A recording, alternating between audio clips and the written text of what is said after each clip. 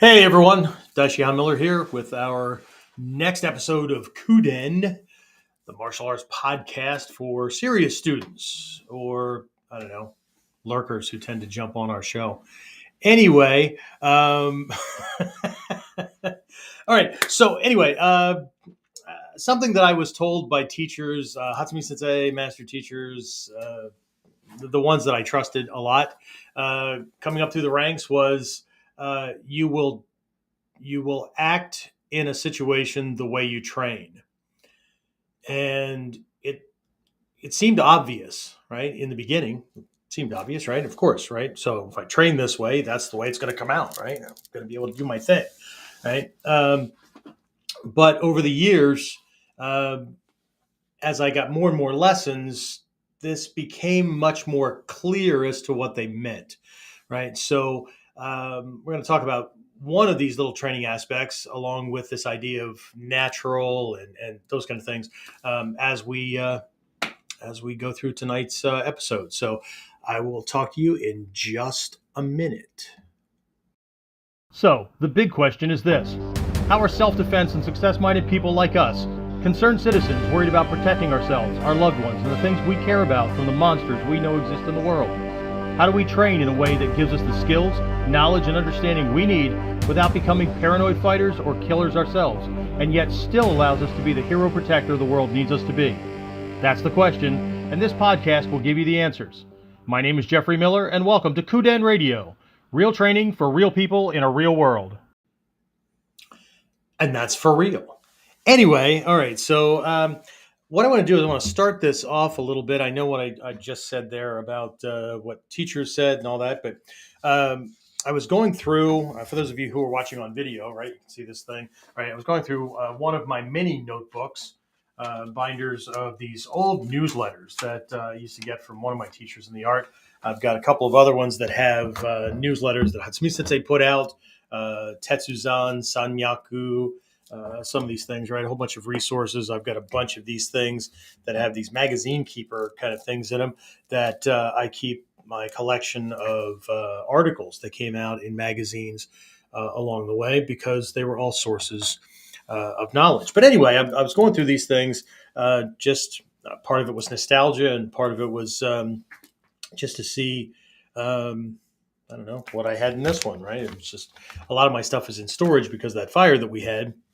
But anyway, I found this on my desk, and I was shifting some things around, and I must have had it out for some research or something not too long ago. But anyway, so this newsletter that one of my teachers put out a long time ago, right, had everything from, there was a lesson in it. There's in this particular one that I'm looking at, there's a photo sequence of a technique that he was conveying certain points about.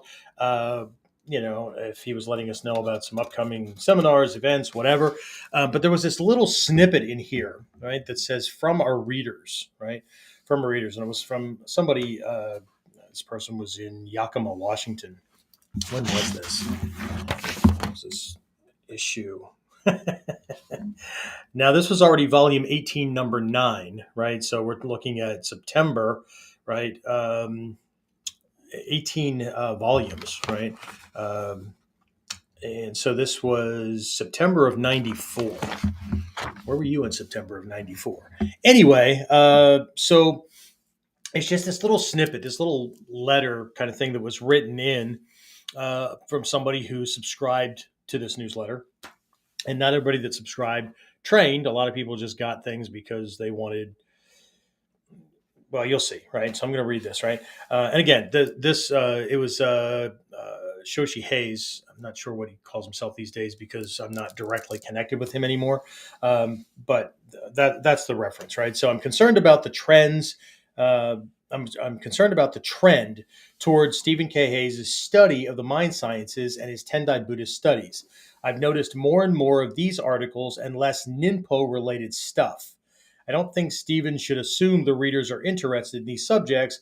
I read the Musubi Journal purely for Ninpo articles.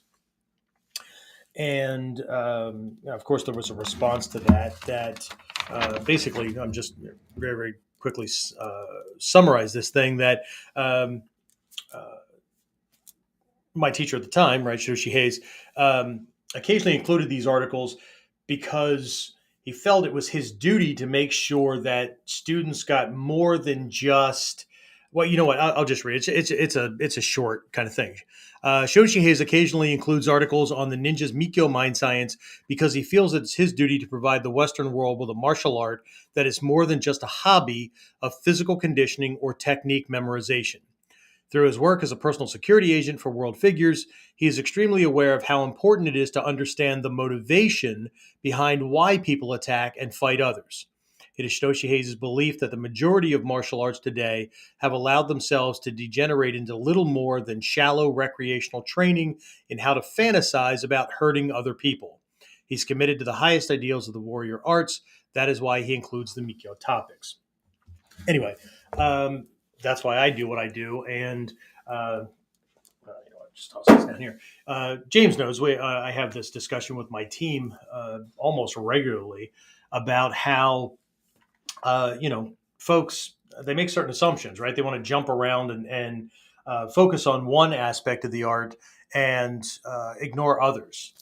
We'll be talking about something, maybe it's a technique or something like that, and I'll make a reference to psychology, or I'll make a reference to why people do what they do, or how the brain processes things, or whatever, right?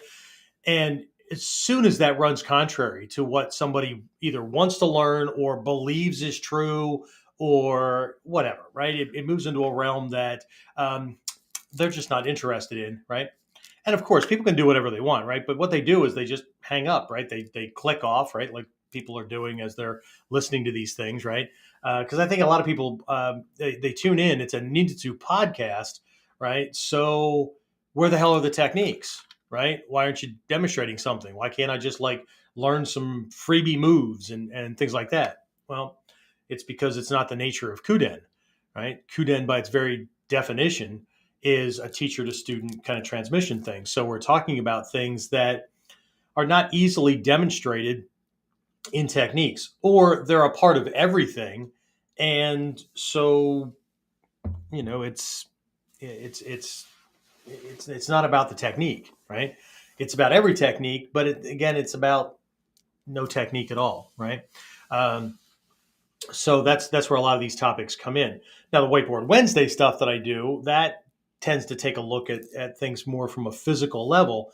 Um, but I think it's really, really important to understand what motivates people to do what they do, especially when it comes to conflict, right? Um, Martial arts, self protection, all that stuff, right?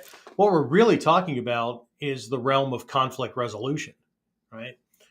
Because in all honesty, most of us live in fairly peaceful, quiet areas. That doesn't mean that crime doesn't exist and that things might not happen, but a lot of us have taken it upon ourselves to make choices that put us in neighborhoods and towns and things like that where there aren't drive-bys and there aren't people attacking us on a regular basis, right? Are there places like that around the world? Yes. Uh, do some of our practitioners live in areas like that, or are they exposed to violence more often than most? Yeah, of course, right? Not taking away from that, but what we're looking at doing is going beyond just this fighter, self defense, martial arty kind of idea, right? And the idea, the premise, one of the premises behind Ninjutsu is the more we can know about ourselves, potential attackers, environments and situations we could find ourselves in, tools and things that could increase our advantage significantly, right? Um, the more we have a duty to study those kind of things, right?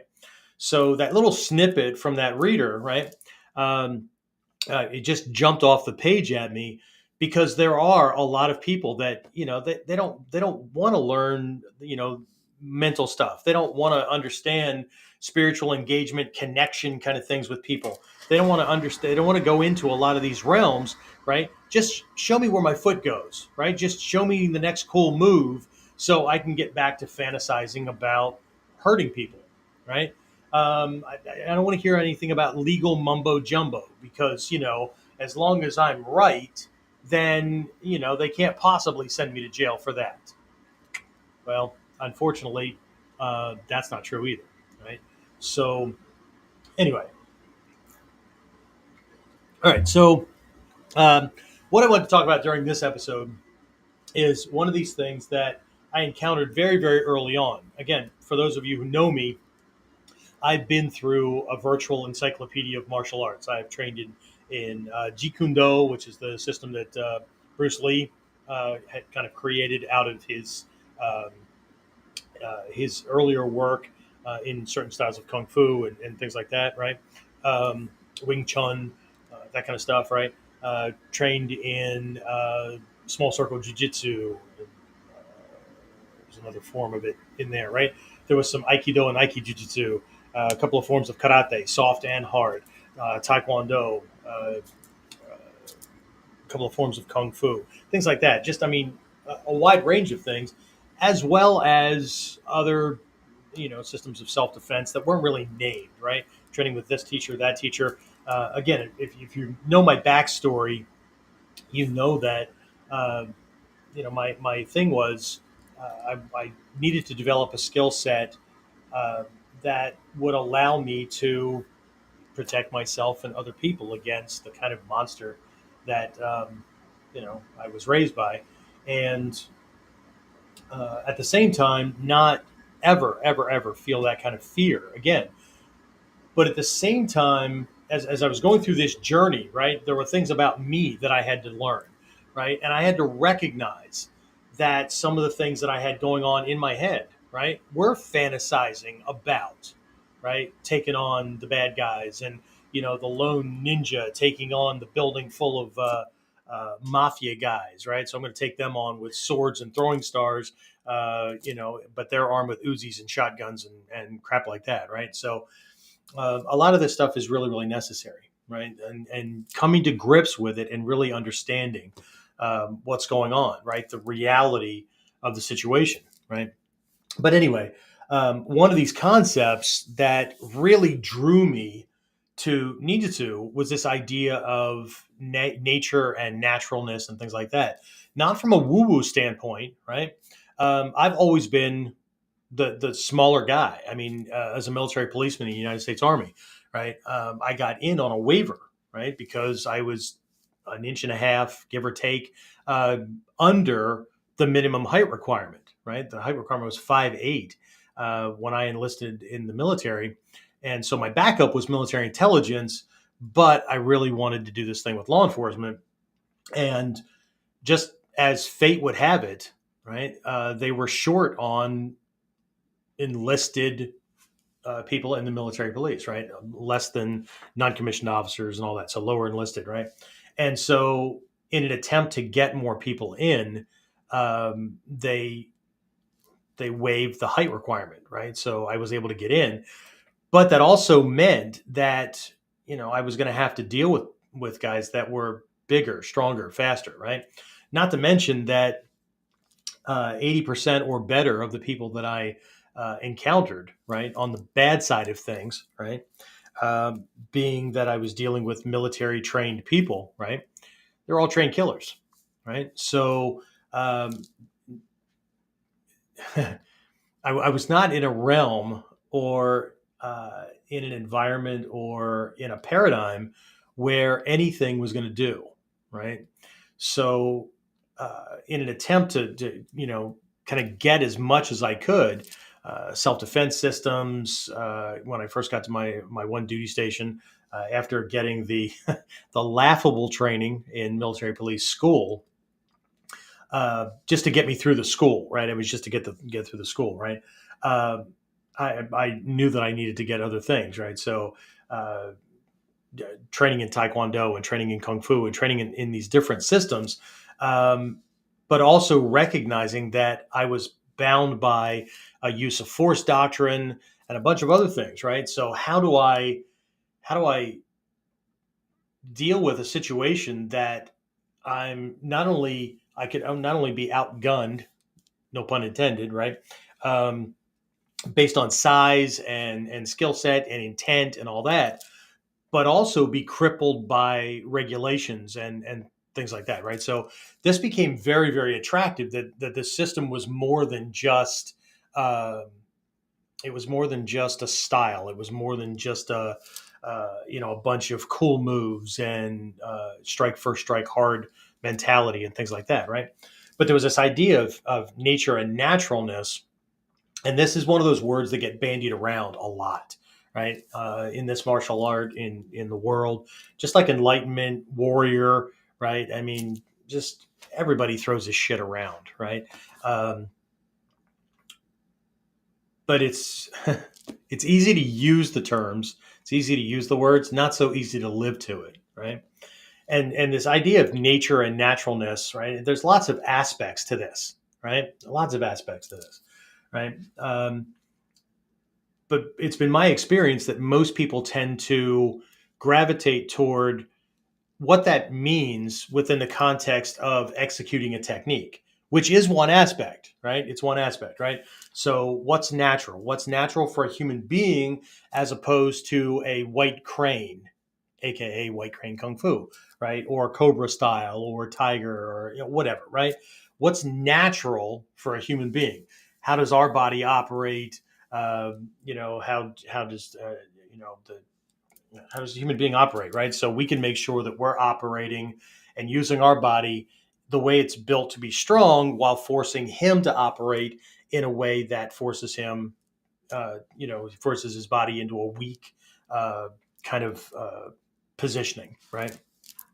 And that's how I neutralize differences, right? Otherwise, the guy who's got the bigger army, nature says it's going to win, right? So again, how is it that if nature says that the bigger, stronger, faster, whatever predator, right, is supposed to win, right? Might makes right, that kind of thing, right? Then how are we coming at it from the underdog's position, right? Well, there's a whole kind of nature to that as well, right? But there's all these aspects, right? There's all these things, and what I was uh, really pulled in by, right, was this idea of the ninja operative or the ninja families being outnumbered, being outgunned, right, and having to discover the sciences, right, for how to meet that, how to neutralize it, and how to still succeed, right? And that became a study in and of itself, just learning these things, not techniques. I mean, you can only learn so many techniques. I mean, well, you can learn a lot. You can spend your entire life trying to collect techniques or make variations or whatever, right? But what what underlies all of these things? Okay, so one of these things that I was exposed to, right, by one of my teachers when we started talking about surprise attacks, was this idea of a perceptual gap, right? It's almost like a stall that occurs, right? As your brain and your system are shifting from logical, rational, left brain, checking out the world, uh, you know, thinking about the grocery list of things I'm picking up from the store on the way home because my wife sent me or called me. Well, way back in the day, she would have called me, but now maybe she texts me a list. Hey, can you grab this on the way home? Whatever. So I'm running this thing in my head and all that. And then next thing you know, I've either taken a shot already or there's this yelling, screaming banshee coming at me, right? And my brain and my body go through this shift, right? This shift in state, right? From going from everything is fine, right? Life is good, to this fight, flight, freeze, adrenal response kind of thing, right? And so I understood that, and everybody talks about it, right? Everybody talks about, well, you fight, flight, or freeze, and for some people don't even say freeze, right? Fight or flight, and you have to be able to operate this way and this way, and there's a lot of gum bouncing going on about it. But what's really going on, right? So what I wanted to do during this episode is discuss one of these little things, this perceptual gap, and how this perceptual gap creates a need for two very important aspects of training that both are connected to this thing, right? And I just had a thought that popped into my head. Oh, Hatsumi Sensei, long, long time ago, and a lot of you guys already know this, right? I ended up having to write an article about it. I don't know that it ever made into one of Hatsumi Sensei's uh, newsletters, but I took it upon myself to put it out there. I was in a class in Japan, and Hatsumi Sensei was talking about this reality thing, right? And how your brain does certain things and how your body does certain things. And he was teaching in a way that was kind of sending a cautionary message to especially upper level students, right? So there's a lot of these things going on, and if you've never been in one of these situations, right, or that's not it's not part of your experience, right? You can train all you want. You can know as many techniques as you want, but you're still not prepared. No matter how much you believe that you're prepared, you're not prepared, right? So it's in your best interest, and I highly recommend, right? And this is the Japanese way of saying, "Frickin' do this," right? Japanese teachers will always say, it's a good idea, or I suggest, or I recommend. That's the Japanese way of communicating because you typically don't do the whole forceful thing. Now, I've been lucky enough to bump into a couple of Japanese master teachers that do it the Western way, right? Within the confines of the dojo. But the typical thing is making a suggestion. You're supposed to know as a student that suggestion is a command, it's an instruction. Okay. Westerners tend to not do that, right? If somebody suggests, well, then I can do whatever I want. I can pick and choose, right? Japanese mindset is if the teacher suggests, I'm a student, it's not really a suggestion, right? That's a part of what they call obligatory speech, right? Because it would be brash, it would be rude to tell you to do this thing, right? So things are communicated very subtly, right? If you've ever seen the movie The Last Samurai with Tom Cruise, there's a scene in that toward the end, 3/4 of the way, maybe toward the end of the movie, where he has long since met this journalist, this Western journalist that's there, who's been studying Japanese culture, writing articles. I don't know if he's writing a book or whatever, right? And he tells him how lucky he is, right, that you've been here for so long, and you know so much about the culture, right, that it must be very, very easy for you. And the journalist says, you know what the most important thing I've learned living here this long, right? That you know what the biggest skill is that I've developed? It's the ability to translate other people's lies, right? Because it's this huge thing, right? And that's something that maybe we should make as a topic as well, because there's just layers and layers of uh, bullshit. We'll just call it bullshit, right? Bullshit on top of bullshit on top of bullshit, right? And we get away with it because we're taught from childhood up, not as much as the Japanese, but we're taught from childhood up, to, don't stare, do things this way, right? You're taught not to lie, but then you're taught all these ways to not be authentic, right? And then you encounter teachings like this, and then what? And then what? Anyway, so, but the lesson was that he didn't care how many techniques these senior students knew.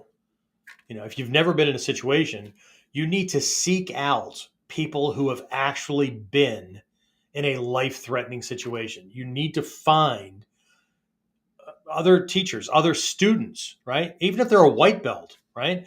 They may not know all the techniques that you know. They may not know how to do, Seion, Tangeki. They may not know how to do, or the difference between a Seigan from Kotoryu and a Katate Hicho no Kamae from Kukishin. They may not know any of these things. But what they do know and what you need to heed is these people will tell you, they may not be able to tell you this kata from that kata, but they will be able to tell you what the hell you better be paying attention to, right? And how you better be training, right? And of course, the higher in belt level somebody goes, the more indignant they get when somebody of a lower level suggests that they do something, right? But some of us have gotten to where we are, not just because we've earned black belt levels and because we've learned certain kata or details or interesting tidbits from this lineage or that lineage, or Hatsumi Sensei's, has taught this, or Nagato Sensei has taught this, or whatever, right? We've gotten here because of experience, right? Both before we got involved in the training and actually using these skills against bad people, right? And so maybe I'm foolish, maybe I'm doing this all wrong, but when Hatsumi Sensei has suggested that certain things be studied, right, um, or when my teachers have said, certain things about, things that there are no techniques, right? This is not about techniques. This is like our, for those of you who train with me, Stan and James and a bunch of you guys that train with me, right? You'll hear me say this a lot in the dojo, right? We're working on this training drill, right? There's one that I'm thinking of from our module 2, right? Um, this is a drill, right? This is not a self-defense technique, but it has everything to do with self-defense. You're going to hear that a lot, okay? So these mental things that we're talking about, right? They're not self-defense techniques, right? So they're not very entertaining, right? They don't play into the fantasy world of people who just, for whatever reason, right? They've got low self-esteem, or they've got a grudge, or they've got some kind of vendetta or whatever, right?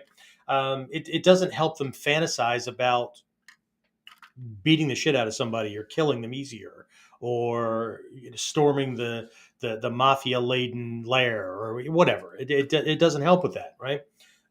It actually becomes more of a burden because you have to dive into realms that you may not feel comfortable in, right? You may have to learn things that you never thought was ever going to be a part of self-defense or martial arts training, right?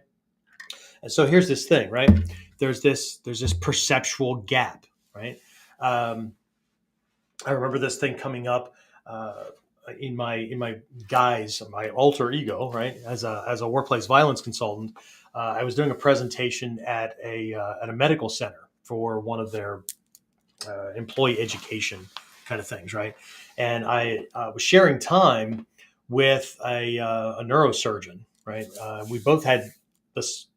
We were in the same. It was the same topic, but from two completely different angles, right?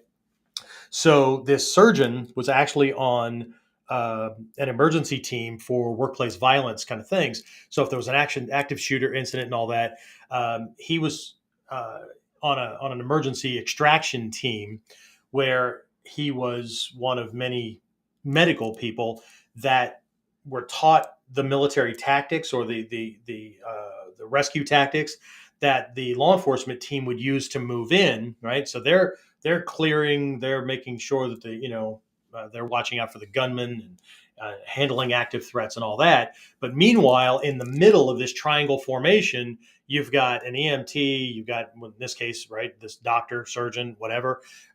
You've got this medical person who's not there for combat, right?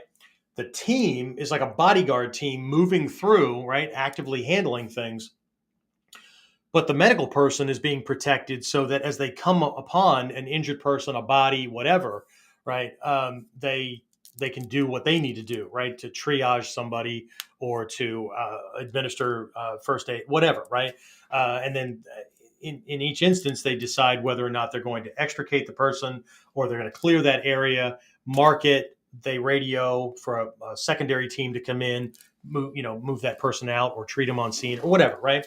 So his first half of the presentation was in this external kind of thing, right? Active situation, you've got injured people, whatever, right? It's a reactive kind of thing, right? My focus, my specialty is in being proactive and being periactive. What that means is acting in the moment, right? Which is what we all train for. So when it was my turn, I got up there and I presented, this introductory information, and then I started teaching a couple of simple things that they could do on the job, right? Nurses, doctors, whatever, so they could do their job, but that they could just make little tweaks to what they were doing to make it more difficult for a person who was agitated or who suddenly became violent, to make it harder for them to get at them, right? Which would give them an extra half second, 3 seconds, whatever, right? To start to respond. And so one of the things I was teaching was this space, right? Initial safe distance, right? There's a name for it out of the scrolls. I haven't memorized it, but it's this initial kind of thing, right? It's a huge part of our Module 1 training for beginners, right? For those of you who do know certain Japanese terminology or whatever, it's how you establish the kukan, right? And understand it, right? As an initial safe distance, right? And you try to control that, maintain it, right on the edge of it, that kind of thing, right? But what we're doing is we're positioning the person just outside of it, right? And the way it normally works out is you're creating a distance where it's going to take, and this is what I'm teaching these people, right? It's going to take a step and a half or a step and a quarter based on the aggressor's natural gait, right? Their step, right?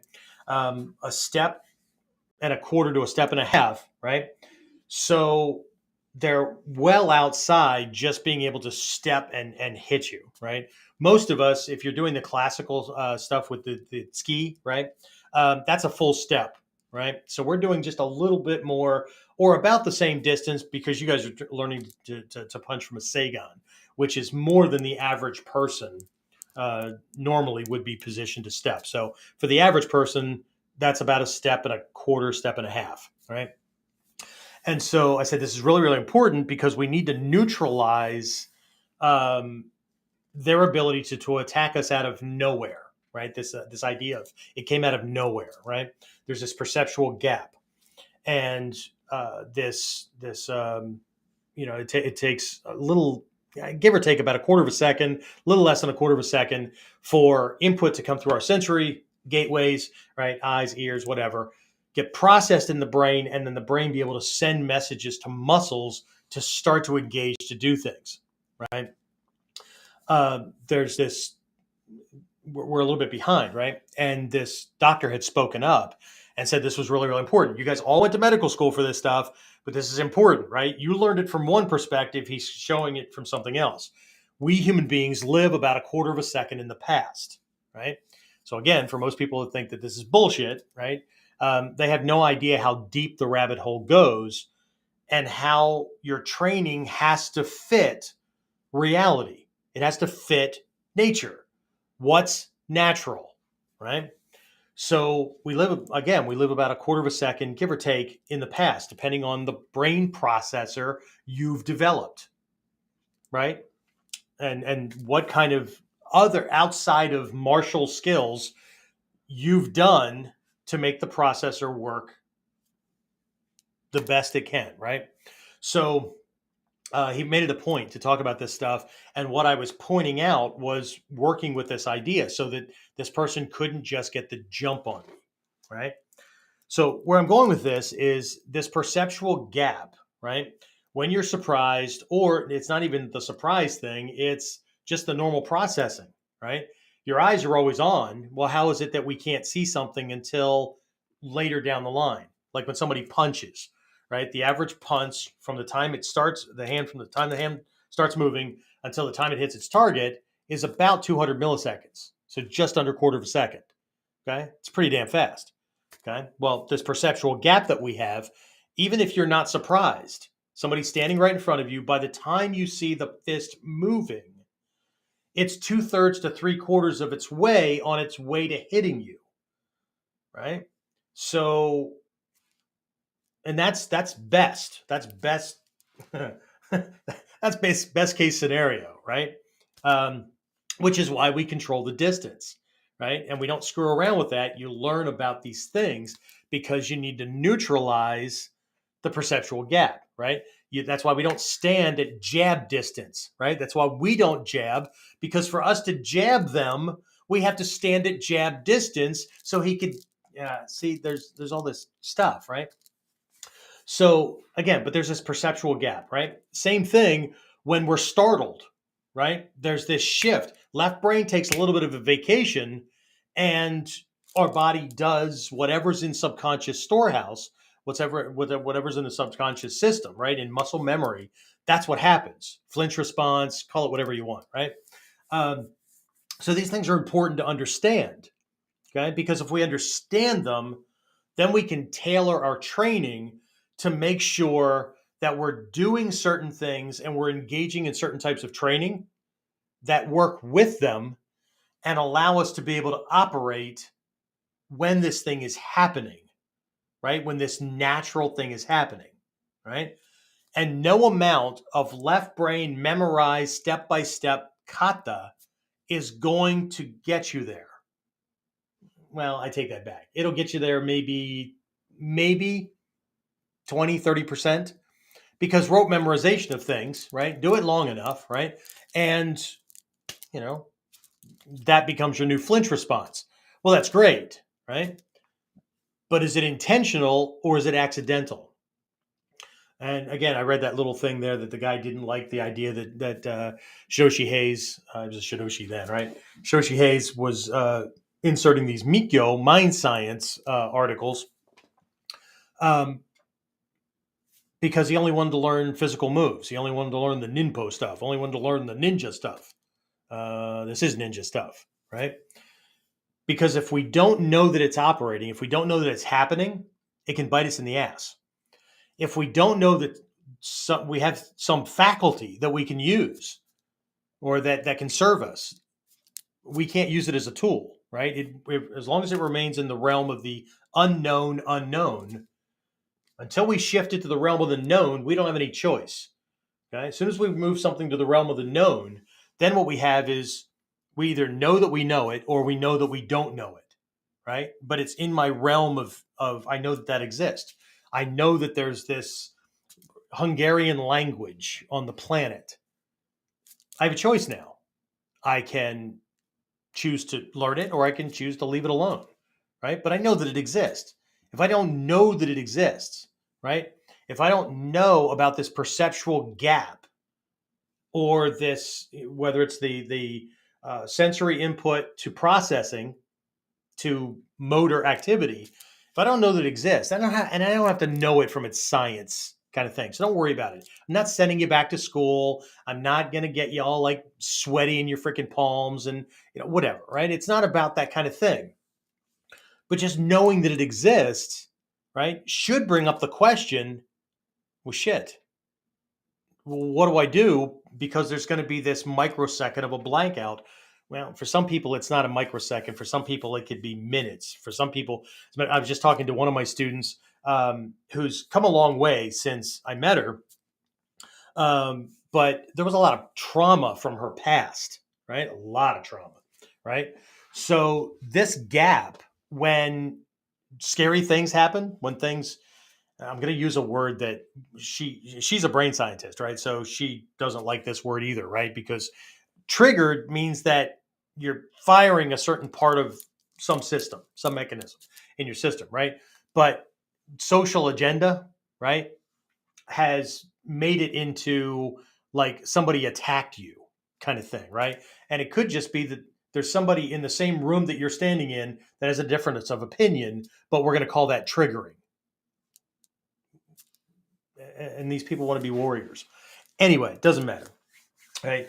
So, like we were talking about this, and before we, ran through different types of training, different types of exercises, training drills. And I don't mean like, Sagan and those kind of things. I'm talking about meditation, observation, visualization, all kinds of self study kind of stuff, right? One of these gaps could last not just for minutes, not just for hours, but days. She admitted that some of them, certain types of things, could last for months. That would actually cause a debilitating effect on her that she couldn't operate, not even to the best of her ability, but even a quarter to half, right, for months, right? So there's all these things going on. But what I want to talk about is this gap, right? So here's the thing, right? Our training, and this is stuff that I got from other teachers and I had to pursue it on my own, right? The seed gets tossed out and you decide what you're going to do with it, right? So when it comes to this perceptual gap, your training, there's two primary things that your training has to do with this gap, right? One is to make that gap as small as possible. This blip where your left brain takes a vacation, right? And you can't think clearly, right? You're on autopilot, you're flinch response, that kind of thing, right? Your training, and there's no technique that you have. There's no kata on a scroll that has this. As a matter of fact, most of this stuff, it might be hinted at or alluded to because there's a suggestion somewhere along the line, but they didn't have this kind of science, the brain science, to describe this stuff back in the day, right? What they did was threw you to the frickin' wolves. They would put you into a frickin', a training situation or whatever so that you would develop it, but they had no way of explaining it. They just knew that you had to be able to do this thing, right? So we have to make the gap as small as possible. Okay, that's the good news is there's things that you can do to make it as small as possible. The bad news is you can't make it go away, right? And again, I was just talking with her the other day, and there are still these little things that pop up, right? They don't last nearly as long as they used to. Very, very short, right? But they're still minutes, hours, whatever, right? And I said, we're back to that perceptual gap thing. We're right back to that little thing, right? Where your brain is doing this habitual program. It's running this program that was a defensive mechanism, that was whatever from back in the day, and we've made it smaller, but it's still, if somebody were to do something to trigger that response from you as their first attack, knowing that you're going to shut down or you're going to be in a fog or you're going to need to go through your escapism or whatever, that's what they do, right? That's the jab that sets you up for this big thing that they're going to do to you, right? And I said, we're going to keep working at this because we want to make that gap as small as possible, but you're never going to make it go away, right? And in true form, her pouty lip came out, right? Because she wanted to make it go away, right? Well, we all want to make shit go away, right? We want to wave a magic wand, wish on a birthday cake, blow out some candles, and have whatever we want without the work, right? It's what ego wants, okay? But the reality is that ain't happening, right? So the first thing is we have to recognize that this thing is going on, right? So then we can start to do things. In our dojo, we have training drills and things like that, right? That make this gap as small as possible. Okay? And we're talking about getting it down to that 200, 250 millisecond maximum gap that is natural, right? It's just natural, right? That's the first part. Okay, we want to make it as small as possible. And then the other thing our training should be doing is putting in responses, getting responses into muscle memory. And this is really about kami training, okay? Kami and evasion. Getting that so into muscle memory that becomes your flinch response in that quarter of a second when the left brain switches off and then when it comes back, okay? We need an automatic response to whatever's coming at us, so that it's not just shut the eyes, have a micro prayer or whatever. Meanwhile, shit's coming in, right? So that's what Kamai are for, right? So that when this thing happens, when the jump is on, whatever, okay. And again, this is like punches from in front or whatever, right? This is the thing that we do, right? The body does a certain thing.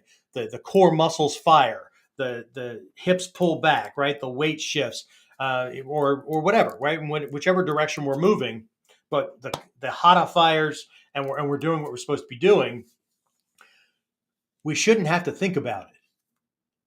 Okay, the number of people that I've heard that have significant numbers behind the black around their waist that have admitted that if they can't start with XYZ technique, I don't care if it's Ichimonji no Kata, whatever, right?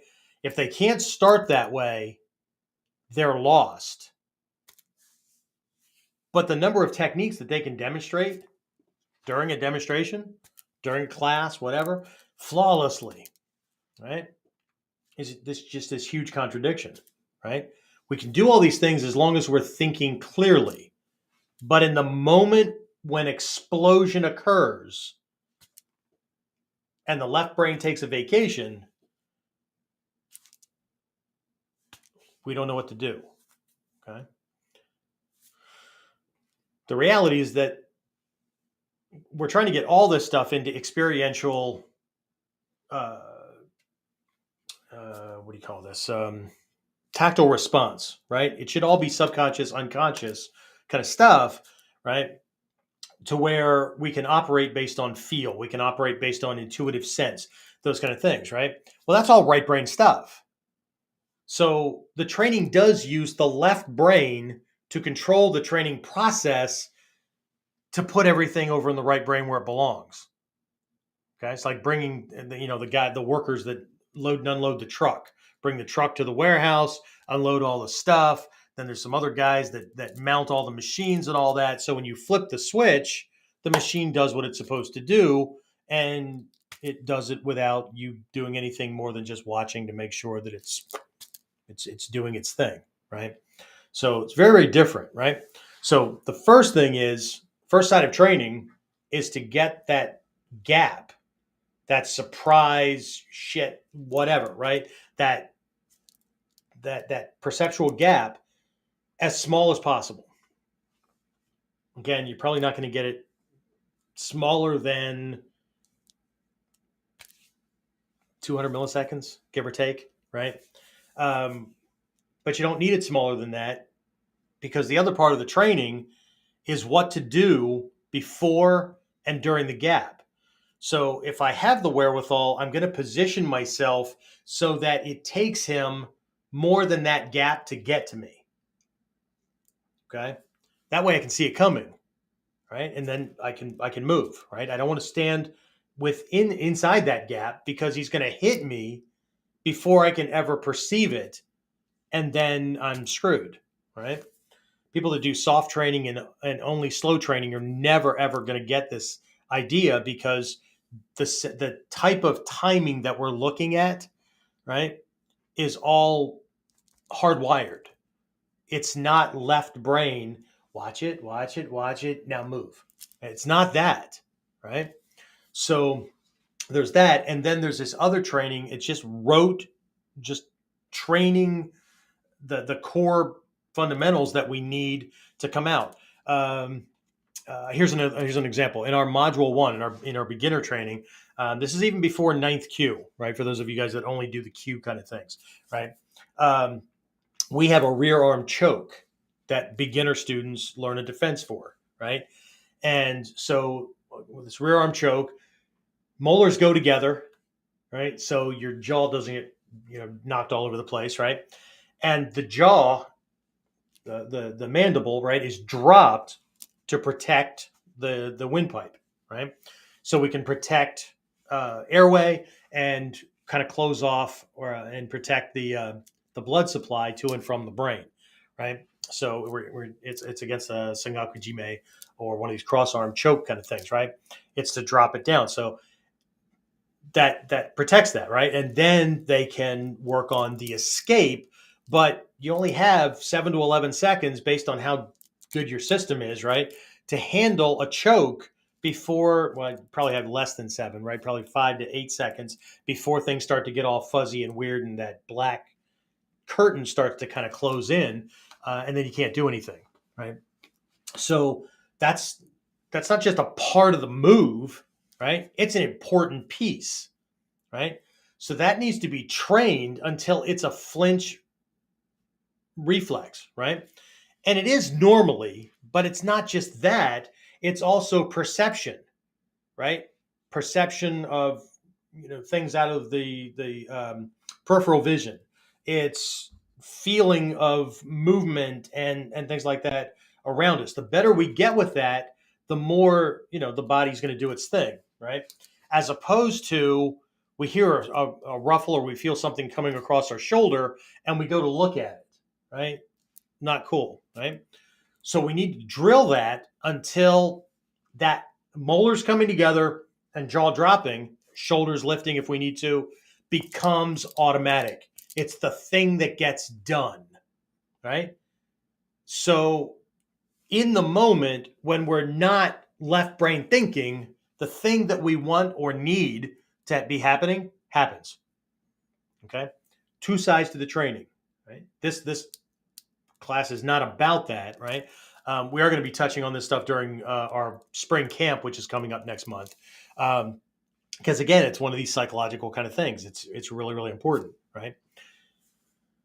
But we're not going to get to that if we're not doing more than memorizing the dance moves, right? I need to learn this kata. Now I need to learn this kata. Now I need to learn this kata. Yeah, okay, but at what point are we going to take the time to integrate so I own not just the kata, but the individual pieces that are important, right? It's one thing to be able to have a flinch response where you go to something that's come I like and something altogether different to where that arm goes out in a way that bunts or deflects that incoming arm, right? Um, Otherwise, the joke we used to have when I was coming up in the training was to watch some people in a sparring match or whatever. I know they're doing their moves. I know they're trying to punch the other guy. They're trying to kick the other guy. They're trying to grab him or whatever. But what it looks like is two 5-year-olds in a sandbox slap fighting. The joke we used to have in the dojo is you either get the training right or your defense is going to look like this, right? For those of you who are watching or listening audio wise, you miss the you can't see the whole thing, right?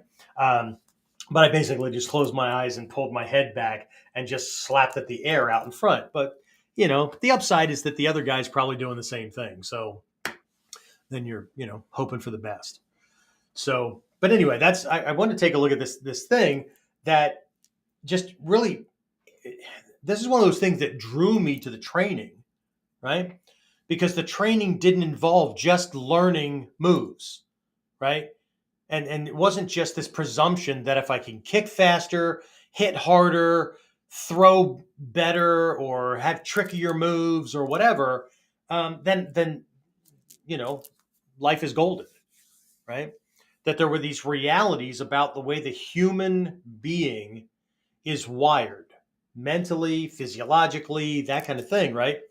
And so, how do we use those things if they're usable as tools? How do we hone them so we can use them to give ourselves the greatest advantage? And if we can't use it as a tool, if it really is a limitation, how do we work with that or train in a way to minimize the limitation to the greatest degree possible and put some things in place so that when that limitation occurs, we're doing something as a reflex, our new habit, our new instinctive response gives us at least a holding place while that's happening. Does that make sense? Um, James, you're on. James is on. He's actually like breathing better this week, but that should mean that his brain function is better this week. I saw him last week, and I thought he was like either on the way to the morgue or the way to, I don't know, killing somebody or whatever. So, but anyway, James is on, and so he's watching everybody's comments and stuff. So. Let's at this point let's just open kind of things up because this is not this is not the venue or the format for me to um, demonstrate these different things because by and large most people that are engaging with Kuden are listening in on like Apple Podcast and all that, right? Us doing this as a video thing is actually fairly new. When did we start the video thing? Was that episode 68? I think everything was audio only before that. So, but James strips stuff out because he's good at stripping. Anyway, he strips stuff out, right, to get the stuff uploaded onto Stitcher Radio and stuff like that. All right. So anyway, all right. So, um, any any questions, comments other than the highs and all that kind of stuff? Who's on? Who's on, James?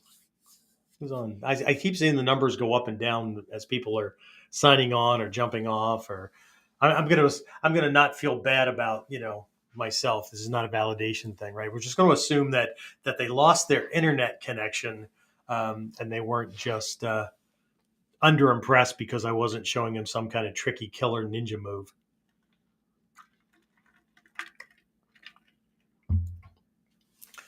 How about if I make sure that you can speak? How about that? Hey, look, it's James. James is actually way taller than me, but you couldn't tell by looking at your screen. Anyway, who's on? Is Jimmy on? Is Jen on? Are our regulars on? Actually, the only person that's commented so far is Shane. Shane, Shane. like my guy from California, Shane. Yes. Oh, awesome. Hey, Shane. What was the comment? Just a hey? Yeah. Oh, Hello, okay. actually. Hello back. Anyway, I know some of this stuff is kind of odd and all that, but um, this is here's another one of those comments that I've heard over the years, not just from students who left the dojo, moved to some other part of the country or world or whatever, went searching around and everything. And then I get this phone call or an email or whatever. And somewhere in it, they say, "You ruined me." Right. I found a place that I can train, but they're not covering things the same way or whatever. Right. But one of the other most common things that I hear, and this is not just a me thing, right? This speaks to the teachers that I've had, whether it's Nagato Shihan from, well, he's Soke, right? From Japan, or Seno Sensei, or Hazumi Sensei, or uh, Sensei Hayes, or Malmstrom, or Hoban, or whatever, right? Um Combat seasoned people, or like really deep level masters.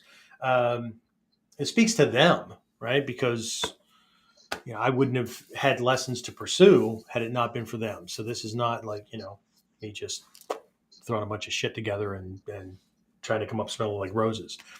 Um, so what I'm going to say that people tell me is the same reason that I train with these other people, right? So it doesn't matter if it's a rape defense seminar that I'm doing, or it's a workplace violence training, or I'm sitting in with a CEO, COO, whatever, and we're going over strategy for training, security, whatever it is, right?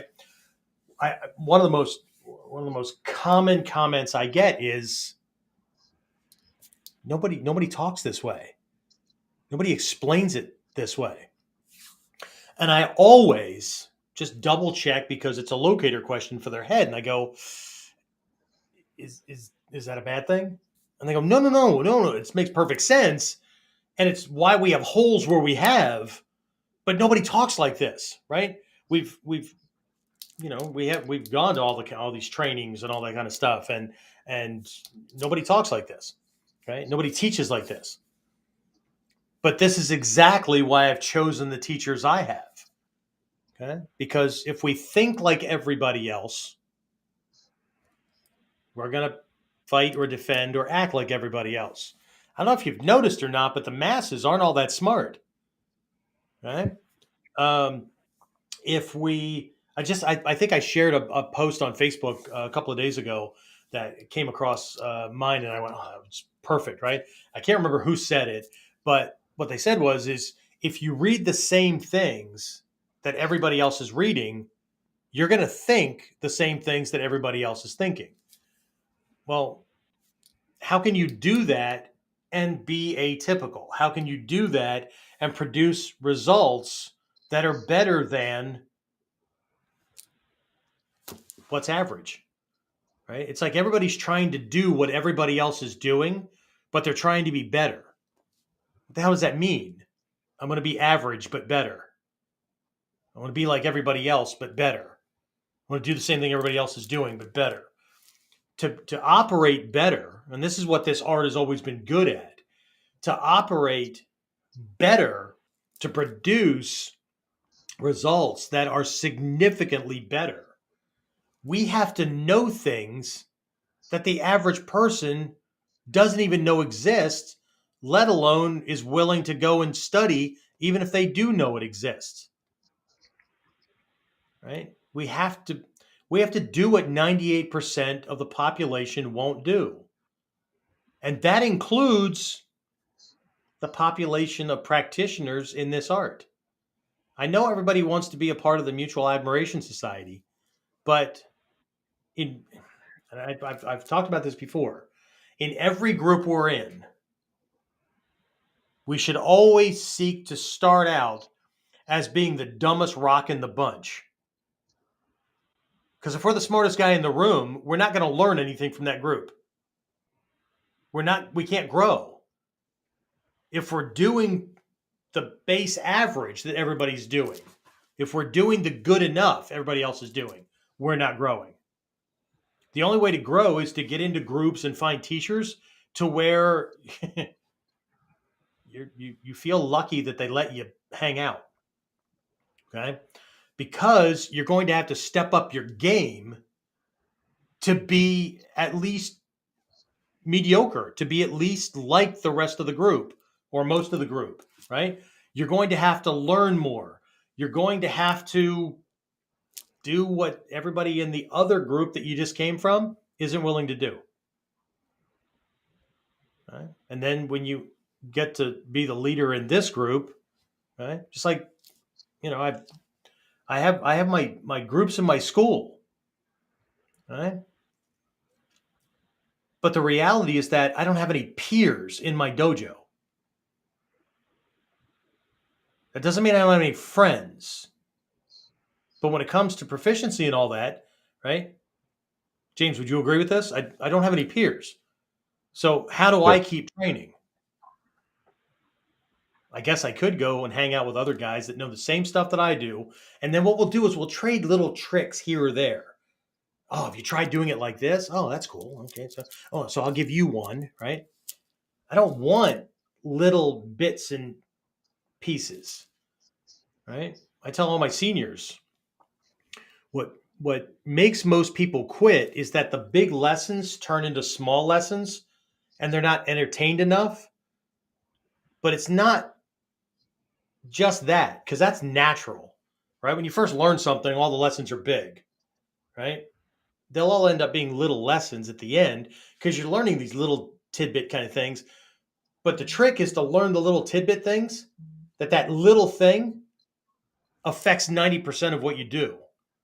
So it's actually a leveraging kind of thing, right? I don't want to learn one little extra little trick about um, a pressure point or whatever. What I want to learn is one little trick that is being shown in a given technique that can be applied across 80 to 90% of my techniques and will make a huge quantum jump, a huge quantum difference. Okay. In my dojo, we have a system like this, right? Um, I don't have a suggestion box in my dojo for my staff. Okay. I detest suggestion boxes. Okay. James is chuckling because he's already heard this, right? Most of the guys on my staff know No. Does that mean you can't bring suggestions to me? James, does that mean you can't bring suggestions to me? No, you No. can. You can, absolutely you can, right? But you can't just write something down on a piece of paper and drop it in a box, right? Right. Because most people drop shit in a suggestion box. Why? Not because they want the company to be improved or whatever. They just want everybody to be doing the shit the way they want to do it, not because they understand how that fits into other puzzle pieces. Okay. So I operate the same way. And I learned that thing didn't come from any kind of business regimen. It came from translating the principles and concepts from our Taijutsu into that. Right. So I require that before somebody brings a suggestion to me, they've already what? Done some research and can explain to me how this new way will improve things. It will either improve productivity or whatever, right? Or reduce expenses, time, whatever, right? Waste, whatever, by at least 25%. Well, see, it'll make it a little bit better, and we don't really know how much it'd be better, but we should just try it. I already have a baseline for how this stuff here is operating. So I'm supposed to just randomly try something that I don't know if it's going to go that way or that way. I don't play the lottery either, okay? Because my chances of winning, the odds are stacked against me, right? So, 25%, that's a quantum jump, right? That's a big enough jump that will offset the time, effort, materials, planning, and everything else that will be that will be have to be put into making the change from one system to another, right? So that's also why I don't jump around from this to some other martial art to some other martial art or whatever, right? I mean, what am I going to do? Stay a perpetual white belt my entire life? Well, no, you're getting right. That's impossible. The more I jump around, the more I'm staying in the big lessons, right? Which is why I sought out to find something that was like this to begin with. I don't have to make my own mixed martial art. I freaking found one, right? So, and then I through exploration, right? This has relationship applications, business applications, work, friendship, all kinds of things. Not just because it's about conflict resolution, right? It's about success. It's about freedom and individual pursuits and those kind of things. That's Ninjutsu, right? So anyway, um, and there's lots of things that we could talk about with perceptual gaps, but what I really wanted to focus on with this thing is natural human brain wiring. You can't do anything about it. It's a natural limitation. When we change from one state to another, there's a gap. There's a left brain perceptual gap. There's a natural gap between the time that whatever is in the world, whether it's vibrations that are going to rattle my eardrum and the mechanism there, or it's light going through the lens and hitting the retina, or it's something brushing up across the tactile nerves, whatever it is, right? There's a perceptual gap between that being stimulated, an electrical impulse going to the brain, triggering a chemical response that triggers another electrical storm that causes synaptic pathways that you get the idea, right? There's a natural gap. So at least I'm only giving you two things tonight, right? Half the training needs to get that gap as small as possible, knowing that I can't eliminate it. But okay, I'm getting it small. I can't make it go away. So what happens when shit's happening inside that little gap? The other half of the training, I've got to make sure that I'm training in a certain way that wires muscle memory so that what comes out during that flinch response in that left brain perceptual gap is what I want to come out and will serve me so that when I come back in, I'm good to go. Okay.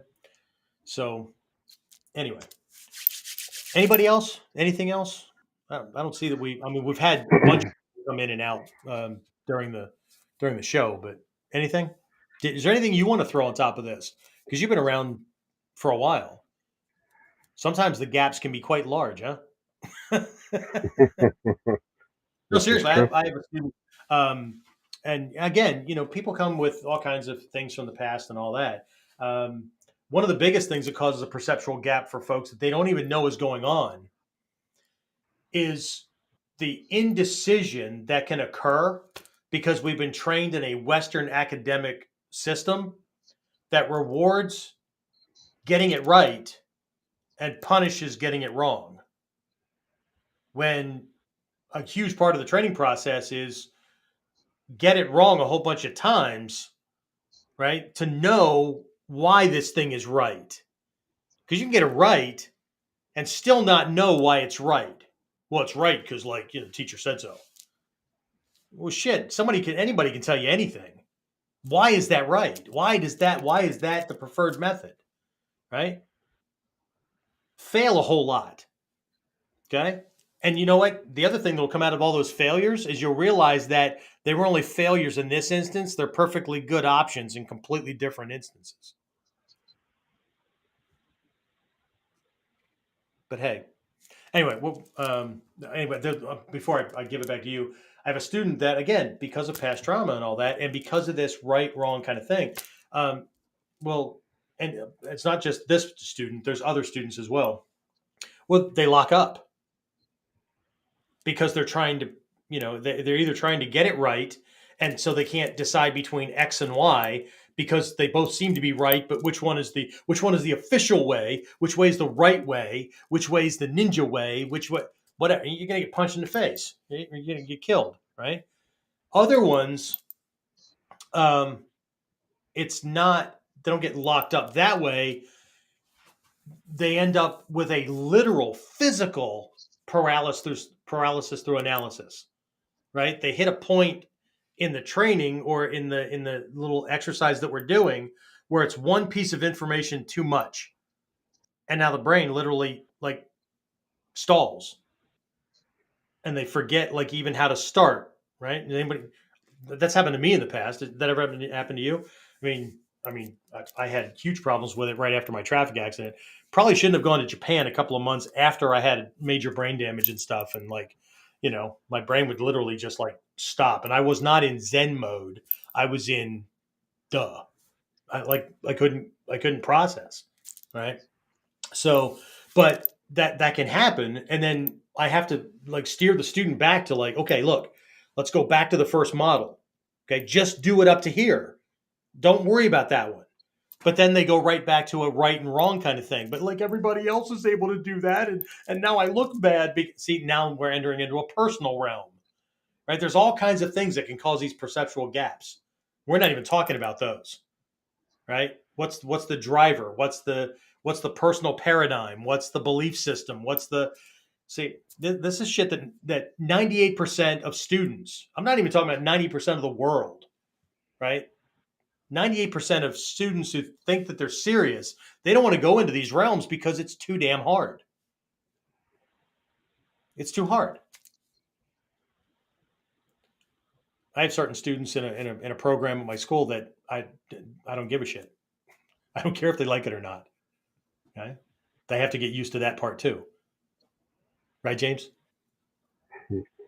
Nobody ever Yes, sir. nobody ever said you had to like it.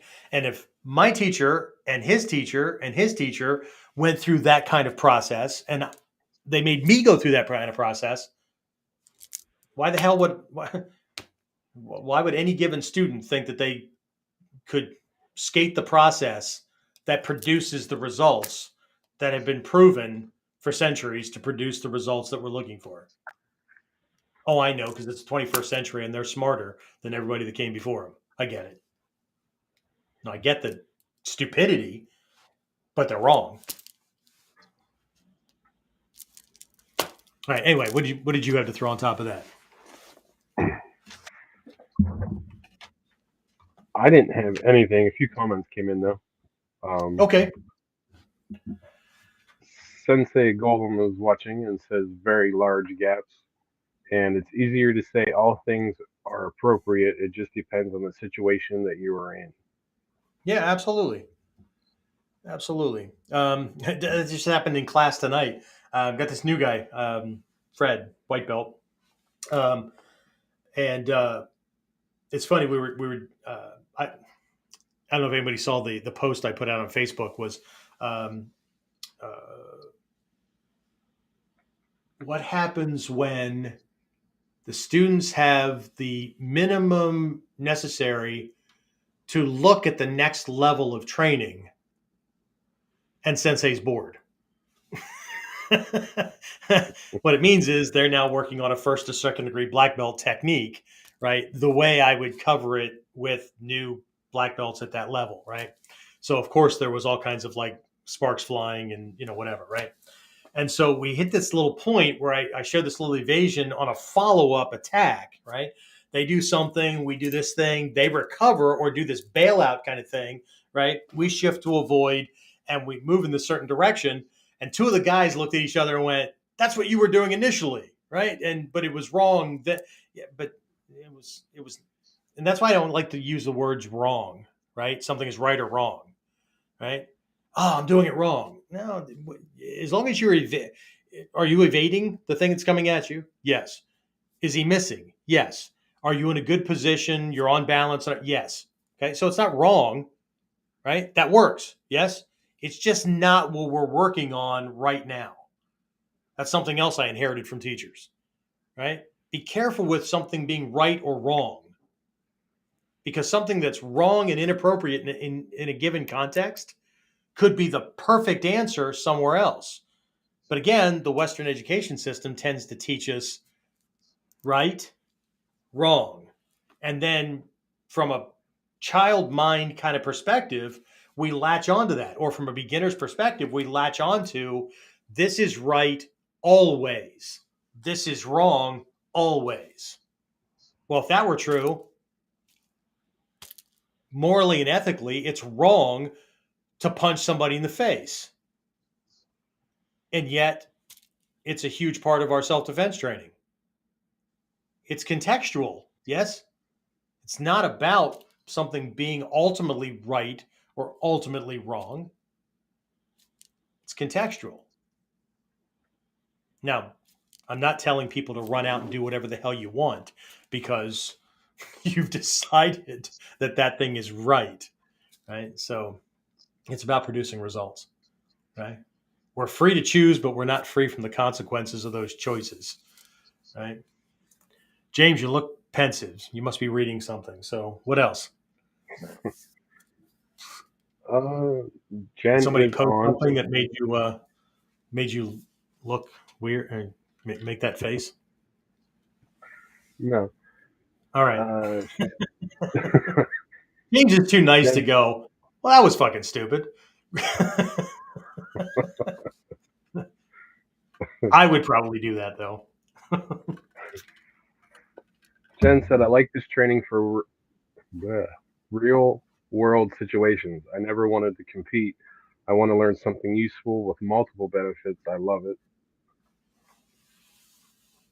And she Awesome. also says, I hit duh quite often. I'm hoping eventually my brain will catch up and stop panicking. Yeah, me too. Where do I want to go with that? Um, does normal and natural. So my suggestion, and this is for everybody, right?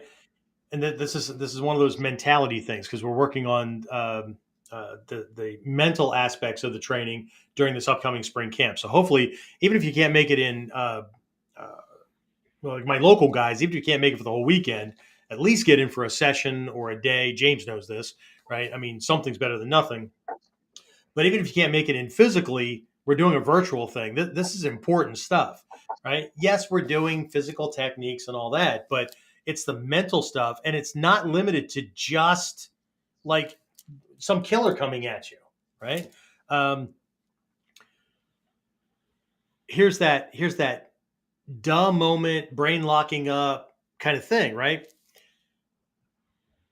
One of the first things that people need to put in as a trained response until it becomes the automatic response is as soon as your brain locks up in a, like you're working with your partner, and I don't care what it is. I don't care if it's at the very beginning where they start to reach out to grab or punch and you completely forgot what the freaking move is. Or you're in there and you go to do your technique and you run into resistance and you feel that urge to crank harder or look for the teacher or whatever, right? That the first thing you do is disengage and back out and create distance so they have to start over and come back in again, right? The first automatic kind of thing that needs to be trained is to bail, right? Reset it to zero, right? Yeah, but I just reset the fight to zero. It's going to start all over again. That's better than being brain dead and getting your ass kicked right there on the spot. Okay, this came up in class earlier as well. Somebody's doing something, they're doing a technique or whatever. They're working with their partner, and then all of a sudden, out of the corner of their eye, they see me looking at them. What usually happens, James? They freeze and look over at me with this questioning look, like, "Did I do something wrong? Is this right?" Something like that, right? And it happened tonight, and I looked over and I said, "Yeah, everything was going well until you did that." So when you looked at me with the question, "Did I do something wrong?" Yeah. Now you took your attention off the guy that was trying to beat your brains in. I know it's your training partner. I know he's really not trying to kill you, but the training that you're doing right now is not about your training partner and not about their intent. Your head needs to be where it needs to be in an actual situation. So, whether you were making a mistake with the technique we were working on or not, as long as you're avoiding, as long as you're shifting, as long as you're parrying, as long as he's missing, everything's working. It may or may not be what we were working on, but it's working.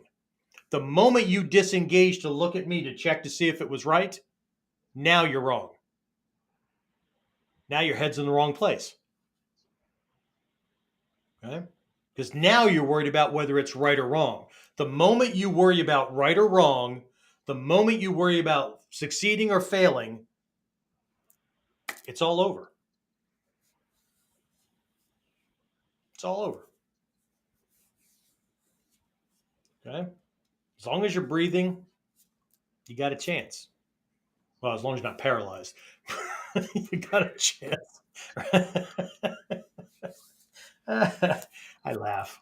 That's funny. I mean, it's just it's the balance we have to have. I mean, otherwise, you imagine what these conversations would be like if I was so serious about you got it.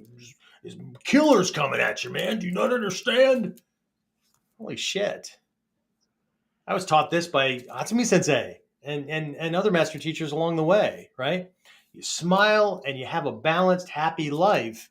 Because otherwise, the stuff that we're delving into and the mentalities and things that we're looking at and the things that we're training to do to other human beings, holy shit, do you know what kind of monster that would create in us? Or some paranoid weakling in a corner just pissing themselves to a puddle.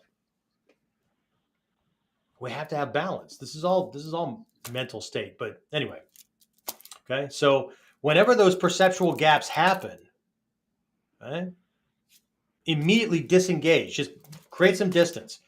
Okay, just shift back into a kamae and or take a couple of steps back. Right, as you're telling your partner, wait, hold it, hold it, hold it. Okay, wait, I need to think. But don't be trying to think about it in range. Okay, so it's okay. It's going to take time to learn, but you need to prioritize certain skill sets because we don't know when something's going to happen. I want my beginners from the very, very first class to learn how to get the hell out of the way of something or to move to a position of safety. I don't care what else you know. It's not about winning. You don't have to be able to beat him into the ground, contrary to the people with fantasies. You don't have to be able to beat him into the ground. What you have to do is not get beaten into the ground. One of the teachers I train with on a regular basis in Japan, right? Soke Nagato. He always says in class, you don't have to win, just don't lose. And one of the ways to not lose is as soon as your brain locks up and you don't know what to do, go to Kamae. Okay? The longer you're in training, as soon as you go to Kamae, you will know what to do because you've been there before. Lots. Okay? You probably don't know what to do because you don't have a reference point. Okay? What else? Are people now opening up? Right? Kick back on their couch, opening up to Sensei, the psychologist. No. Anyway, anybody else? Sensei going throughout. You should get hit a few times while doing techniques because it will become normal to get clipped and lessen the fear. There you go. That's a good one, right? And that sounds so counterintuitive because the beginning student is terrified of getting hit because getting hit means doing it wrong or losing or dying or whatever. Right? You need to understand that there's a huge difference between getting hit, like contact being made, right, and being damaged. And there's a huge difference between a hit that damages you to a very light degree, like you're gonna have a bruise, right, or you bit your tongue, or whatever, right, or something that maims you, right, and then you're gonna be able to prioritize. And I know how this sounds like, well, Sensei, you don't understand because like you're just you're you, and I was not always. Right? Did I talk about this in the last episode? Like one our Japan trips and taking people to the training spot where the dojo was that Daisuke Nishina trained when he was a younger than a lot of my students, right? He was a young student, right? Daisuke Nishina is the acknowledged founder of the Togakure school of Ninjutsu, even though his grandson formulated the school. He brought all the information. Um, if you ever go on a Japan trip with me, more often than not, we are going to go to Togakushi, which is the modern name of the Togakure region where this school's name came from, northwest of Nagano. It's the site of one of the past Winter Olympics. Um, and we're going to go to these shrines, right, that are dedicated to this myth of Togakure. Not myth, what's it called? Legend. Um, and right near the top shrine, across this mountain stream, there's like a fallen tree bridge, no railings, right? Just a short little walk, a couple of steps, right, to go over to this clearing. It looks like nothing. The only thing that designates anything is this very small sign on a post, right? That's just in Japanese. I'll take you over there and I'm going to let you mill around for a little while. And then I'm going to let you know that way back in the day, we're talking hundreds and hundreds of years ago, right? There was a dojo that stood on this spot. Mountain aesthetics, mountain priests still go there and do this ritual in that area because it's a designated power spot on the mountain. And this dojo, right, was where this young Daisuke Nishina, he changed his name after he inherited this stuff from this guy named Kanedoshi.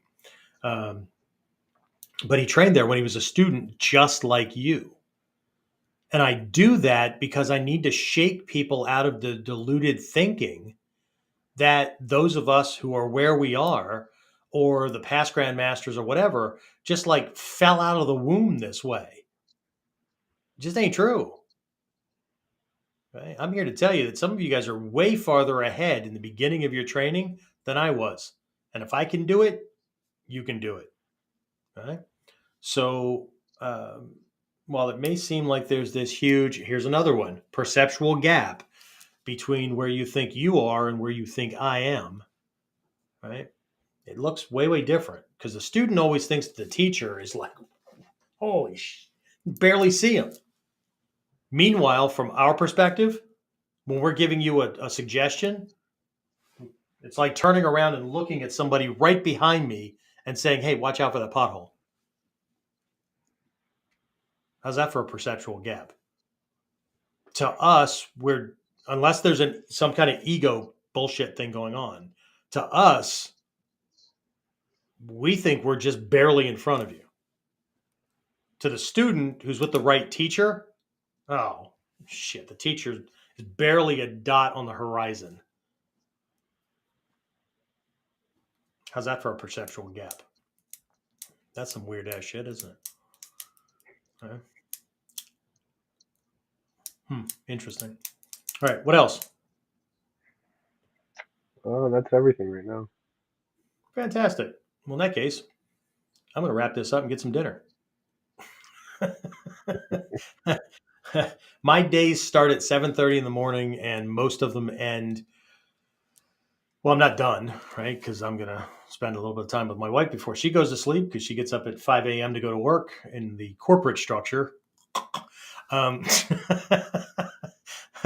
and I'll be going to sleep just before she gets up, because I'm up until 2:30, 3 o'clock in the morning, working on my books or whatever it is that I'm doing. Unless my body short circuits and my brain goes, no, screw you, we're going to sleep. So anyway, and nothing else? Anything else No, you have? Anything else you want to throw on the fire? Personal experience with these perceptual gaps? Like, you're a Shodan, right? What would you say to somebody who mentioned something like Jen has, where the duh moments, or the uh, what'd she say? There was something about getting over the dumb moments and hoping shit. her Anyway, brain will catch up and stop panicking. yeah, yeah, there you go. Right. Now this could sound pessimistic depending on his answer, right? Because some people are willing to lay down and quit before they even get started, because it's kind of like this kid that I know that wanted to be an astronaut, right? Just for years, I mean, just like read everything he could about being an astronaut, right? The training and all that kind of stuff, right? And then one day it clicked, because he started to look into like college and all that kind of stuff, and what he would have to learn, and military and Air Force, and this was before the Space Force and all that kind of stuff and everything. And then next time I bump into him and I'm like, hey, so what are you doing? You doing that astronaut thing? And no, I gave up on that. That's too much work. Oh, well, shit. Okay. That's what I want to say to some people that either think that self defense is easy, or that it's too hard. You have no idea. If you've never been physically attacked by somebody absolutely out of their mind, enraged, and wanting to hurt you, you have no idea. Okay? But I can help you with that. Anyway, what were you going to say about the perceptual gaps and the duh moments and all that? Do they ever go away? They haven't for me. They just change, right? It's just because you got to get your head wrapped around new lessons, right? You get certain ones, Right. right? So are there ones that you had that are now not necessarily a perceptual gap, right? But are there dumb moments and those kind of things that you had that are long since gone? Yes. Are there ones that have taken their place? Yes. Are there ones that took their place that are easing up and becoming less of a problem? Yes. There's some that are. Come to class again. Yeah. I'll help you remember. Yeah, because it's a constant process, right? This is one of those things that, like the guy that I read that little thing about the Mikio articles and all that, right? When we talk about that stuff, one of those things is, the pull out a couple of cards here out of my wallet. Butt ton of these things. Let's see. Let's find something that's easy. Okay. So when most people, I'm not going to show you my numbers. How about that? So let's do it this way. Okay. We'll pull one of these, right? Just because somebody gave me a gift card, right? So anyway, so when we're looking at the mandala, right? These psychological maps and stuff from Armikyo, right? What people do is they see either like 9 boxes or they see the patterns or whatever, right? They want to memorize that thing. Like if I memorize it, then it's all good, right? Okay. What they don't get is one at one level that's a map. It's like laying a map down on the ground and orienting it to north or whatever, so that I can look at this and understand the layout of the land, and then go out here and get things done. Go from point A to point B, whatever, right? But the other thing they don't understand is that two-dimensional rendering that looks like that is actually that with a bunch of layers, and each layer is a different perspective. Our training's like that too, because that's life, right? So we may understand this, right? We may understand whatever lesson's going on here, but then the lesson changes. I'll take that off pretty quickly here, right? The lesson changes, right? And we see a different picture. And so what happens with the dumb moments and certain intellectual based gaps is we have to get our head wrapped around it. And the problem is occurring because we don't have enough experience about it, enough knowledge about it, or have done it enough, or the faculties that are needed to process it haven't been exercised a lot, right? So it's kind of like starting out doing puzzles, right? Crossword puzzles, Sudoku, whatever, right? In the beginning, the processing is kind of slow. We make a bunch of mistakes or we guess wrong or whatever, right? But the more you do them, like next thing you know, you're just flying through them, so that you bump up and grab puzzles that are the next difficulty level. Because while I'm doing crossword puzzles, I'm simultaneously increasing my vocabulary, right? And I'm being able to process not just right answer, wrong answer, but right answer based on number of letters and interconnections. It's the same thing with Sudoku with numbers and all that, right? When I first started doing Sudoku, my daughter loved them. And I was coming out of that brain damage. She's like, Dad, have you ever tried these? And like the connections were just, I mean, I got the rules, right? I got that. In any box, you can only have one digit, 1 to 9, across, 1 to 9, whatever, right? I get that. But I was having a heck of a time making the connections. But now I look at it and that can only be here. I can now go multiple layers or levels over, carrying and going, oh, there's the blank. So I can do it not just with what number's missing, but I can look for all the number ones and see that one's missing over here and that kind of thing, and then move to twos and whatever, right? So, but sometimes it's just you got to get your head wrapped around the lesson or the idea, and then when that happens, like this will happen in class, right, James? Somebody will go, "Ah, I get it," right, and then everybody stops and looks at him, and those of us who already got it often will look at him and go, "Yeah, of course," right? And everybody else is still looking at him like crickets are going because they still don't get it yet.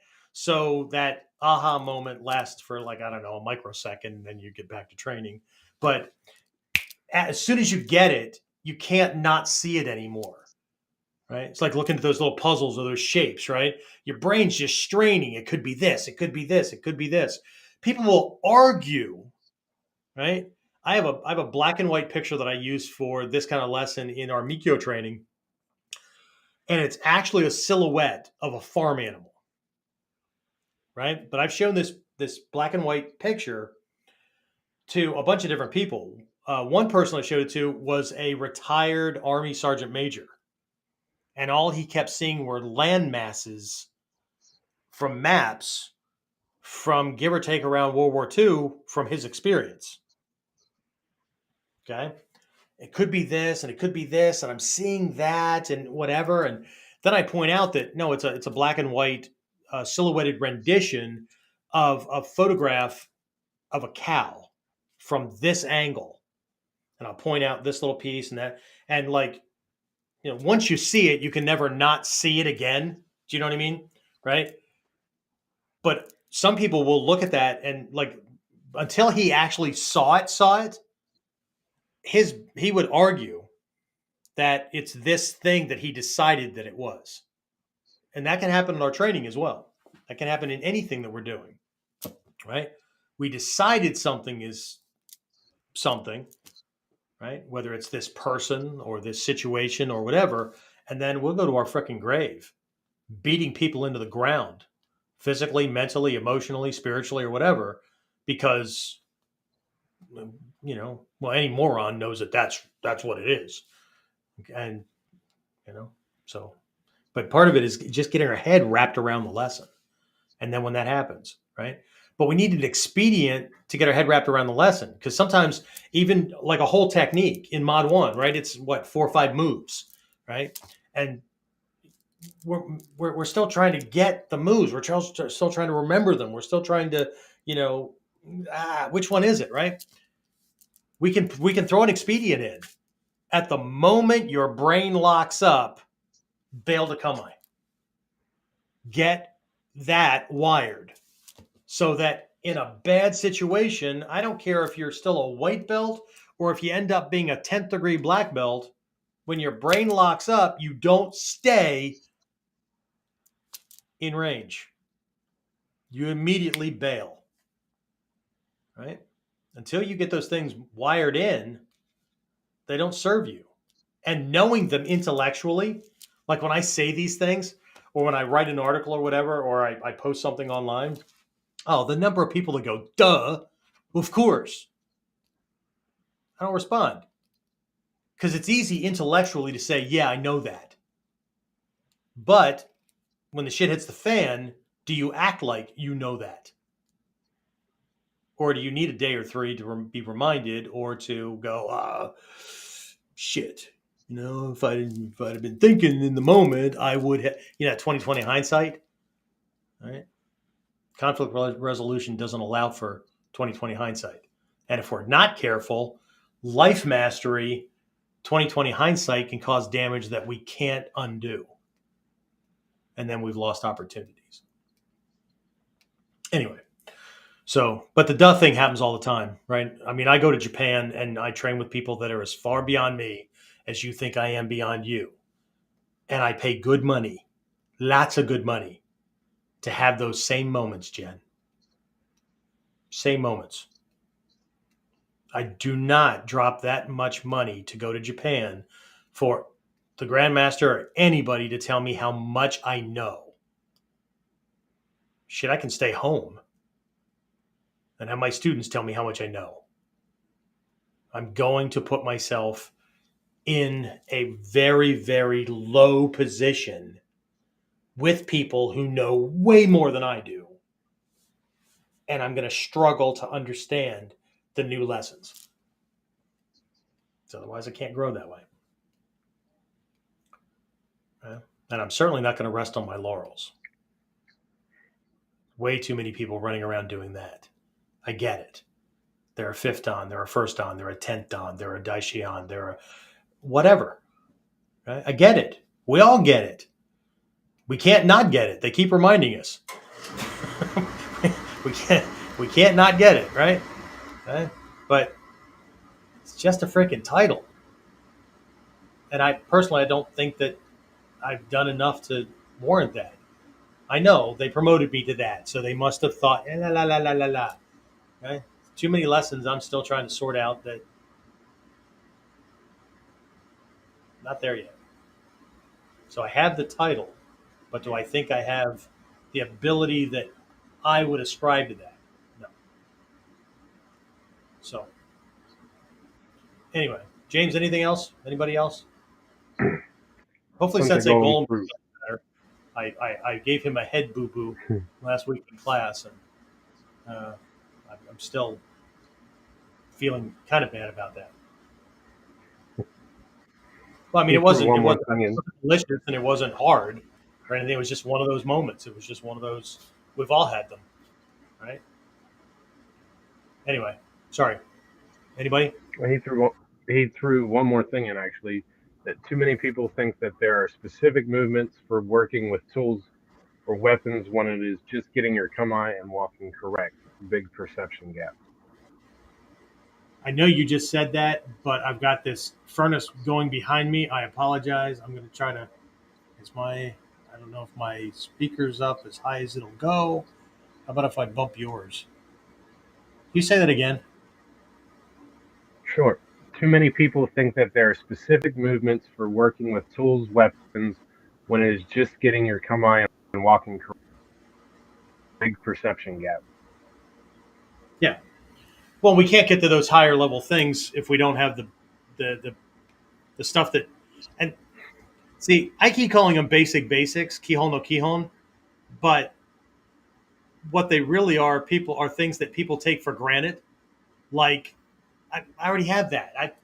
It's this thing right here. This is the mistake I keep making. This is the problem I'm having. This is the technique that I need to get.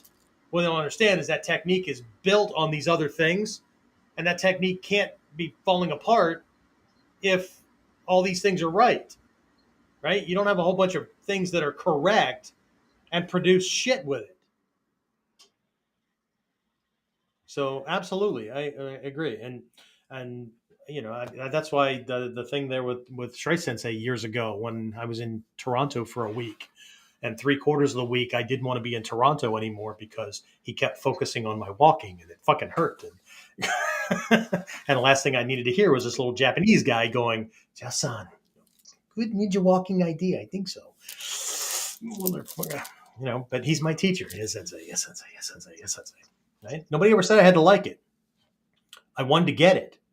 So even past ego going, oh, I got it. I got it. Apparently I don't, because if I had it, he wouldn't keep reminding me that I needed to work on it. So, I mean, I had a choice, right? I could have just told my friend, screw you, you get him around. I'm going back home, right? And go back home with my delusion. But that wasn't the goal. That wasn't the vision. So anyway, all right. One more if we got it. Otherwise, I'm done. Uh, Sensei Golem just said his head boo boo is getting better. Oh, He has good. stopped drooling. He will be He back stopped in what? next week. He stopped He's drooling. oh. All right, we're going to stop his jokes right there because his jokes could turn this into an adult show way past where I want it to be. So it'll make my F bombs blush. So we'll let that go at that. All right, cool. All right, guys, I'm going to wrap this up. I will talk to everybody again next time. Don't forget this Wednesday coming up at 3 p.m. Eastern. We've got our Whiteboard Wednesday. This week I am covering Kansetsu Waza, so joint lock. Joint locks? Yeah, joint locks. Right? So we're going to make them as easy as possible. That doesn't mean easy as pie, but we're going to take a look at some physiology and all that kind of stuff and what really makes them work. And again, mindset's going to come into it again because people are always focusing on the wrong thing. If you're focusing on what it looks like, you're not looking in the right place because if it is what it looks like, one, it's not ninjutsu, but if it is what it looks like, then he's going to be paying attention to that too, and he can beat it. So we'll have fun with it, right? So I'll be there with my whiteboard and I'll be drawing stuff and having a good time with it. But don't forget, spring camp, right? May 13th, 14th, and 15th. Do I have that right? Yeah, 13th, 14th, 15th. There is there a page up for that, James? It's on the events page. Events page. So onlineninjaacademy.com/events. So James put that stuff up there so you can register for that. There is a virtual option. Yes, virtual option. Yes. Yes. And we'll just keep going with that. And I still do have a couple of spots remaining for the Platinum Inner Circle distance training students group, whatever, right? So if you want to chat about that, you can shoot me an email at warriorc@warrior-concepts-online.com. And in the subject box, put call request. Tell me a little bit about yourself, what it is that you're looking at getting out of the training, what you've done training wise, and all that. And then, if we mesh at least on the first level that way, and things work out, we'll set up a call and we'll get on the phone and chat. Whether it works out or not, I'm gonna give you some tips and pointers for your next, moving things to the next line. But we do have to have that little bit of a back and forth, so I can make sure that I don't know somebody who's just looking to get a whole bunch of free training and they're not, or they whatever they just want to chat with me, but they're not going to be the right kind of student for me anyway. All right, that's it. James, anything else? No, sir. Nope. All right, fantastic. All right, guys, I'll talk to everybody again next time. Be safe, train hard, and have a fantastic week. Or fake it. Get more of KUDEN Radio. Subscribe through your favorite podcasting site or subscribe at modernninjawarrior.com.